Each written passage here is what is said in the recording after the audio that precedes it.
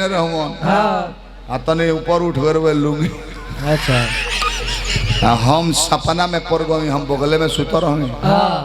तो हम सपना में का देखा तनी कि आरा जिला से बलिया जिला हम नाय पर चढ़ के जाता नहीं, बीच धार में नाय आइल बिया। आतले नाय में देखो तन कि आई बा आन्ही पानी उखड़ गई तो नैया मरा जाई। आतले वही में देखता कि नैया में नीचे छेद हो गइल बा। सपना में आदमी बेचैन हो जाला। हां जी नैया बूढ़ वाली, अरे बूढ़ जई हो, नैया मराई, बूढ़ नैया मराई, नाई बूढ़ी। हम जो होते तले इनकर नाय उघार भई रहुए।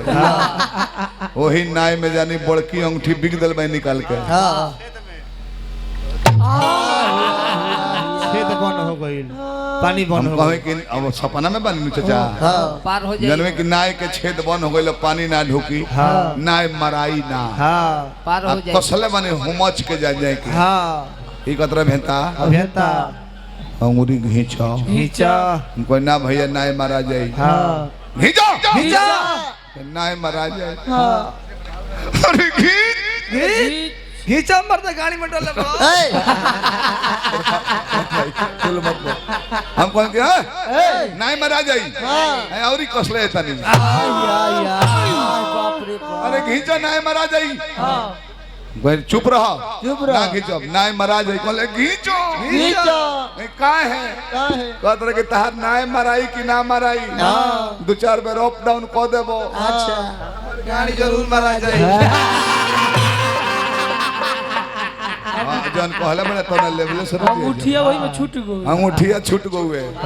दो बैसाखी मरुमी लेटिंग करो यहीं पे कहूँ तब अंगूठी ना निकल हुए ना कहूँ एक के होने 8 मार के ढेकार मारो, ढेकार बनो तो भक दे अंगूठी बहरिया हो जाने की कहूँ की करे तू ही ले लो। बाबे बेहाया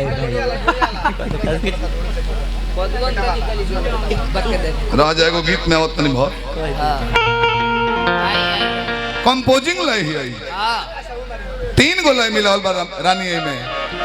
ओकर बाद एगो नया चुटकुला को हम जाना के जवाब तू दे ना पइबो ना।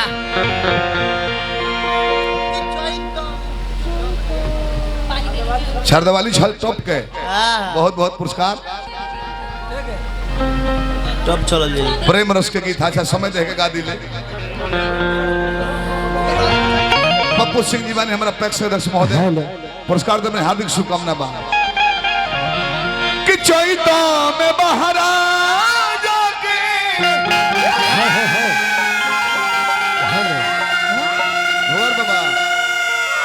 हुवर बाबा आने के बा बिगड़ जाई।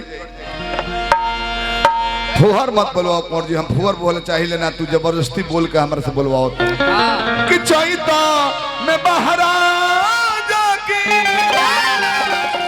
अरे बसला सजाना कवना सब 3 से जाके फसला सजाना।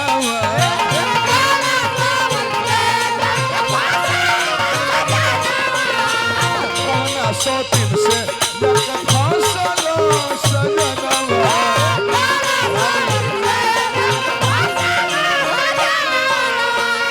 चैता में बहरा जाके